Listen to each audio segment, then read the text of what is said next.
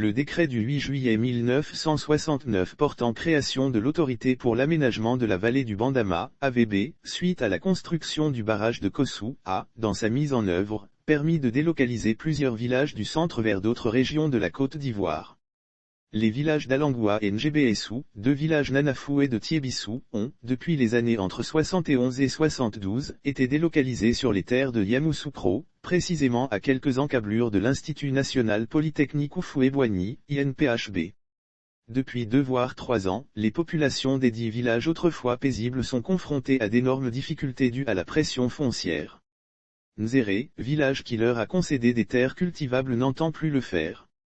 Mieux, il a commencé à berquer de ces terres par des délimitations en implantant des bornes jusqu'à la lisière des villages.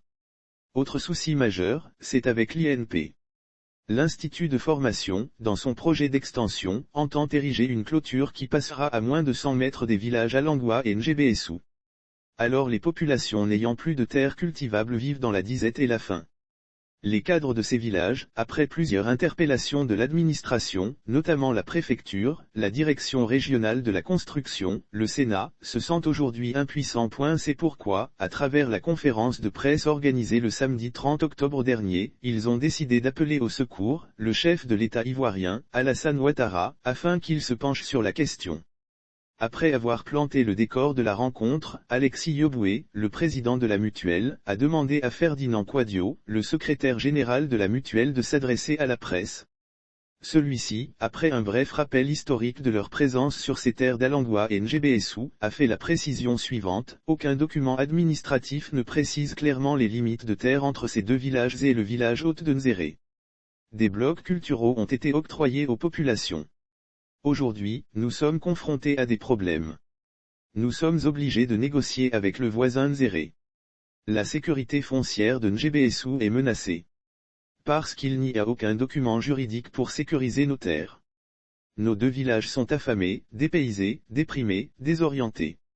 Nous avons des tensions fréquentes avec nos voisins de Nzéré et l'INPHB qui veut ériger une clôture qui passe à moins de 100 mètres du village. Nous sommes constamment bloqués dans nos projets de lotissement ou agricoles. Certains de nos villageois sont souvent interpellés et gardés à vue à la suite de conflits fonciers avec Nzéré. Nous sommes considérés comme des apatrides dans notre propre pays. A-t-il dénoncé avant de poursuivre pour dire, c'est l'État de Côte d'Ivoire qui nous a amenés ici. Nous ne sommes pas des aventuriers à Yamoussoukro.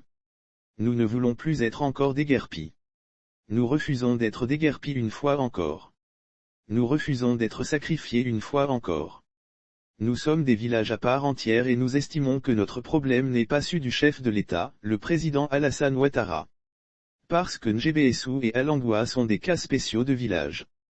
Comme fait majeur relevé au cours de ce point presse, c'est la disparition de la carte de Côte d'Ivoire des deux villages, Alangoua et Njébéessou. C'est pourquoi, en guise de recommandation, Ferdinand Quadio relèvera, au président de la République, nous sommes en train de souffrir ici, en train de moisir dans cette savane chaude de Yamoussoukro. Nous ne sommes pas habitués à cette situation parce que les populations de Njébéessou sont de braves cultivateurs qui ont été obligés de quitter leur forêt de Tiébissou pour se retrouver sur les terres de Yamoussoukro. Nous sommes aujourd'hui sans terre, nous sommes même menacés de disparition. Donc nous demandons la sécurisation de nos terres, la protection de nos terres à travers la délivrance des documents administratifs. Nous demandons la délimitation de nos terroirs afin qu'on sache clairement les limites de nos ressorts territoriaux de manière officielle. Afin de mettre fin aux tensions et aux querelles. A-t-il adressé comme doléance au chef de l'État avant de demander que leur village soit épargné par le projet d'extension de l'INF. Autres actions à mener pour la résolution de leurs problèmes, le secrétaire général, Ferdinand Quadio, a annoncé la saisie d'ONG des droits de l'homme et des sit-ins à la préfecture de région au cas où ils ne trouveront pas une oreille attentive auprès des décideurs.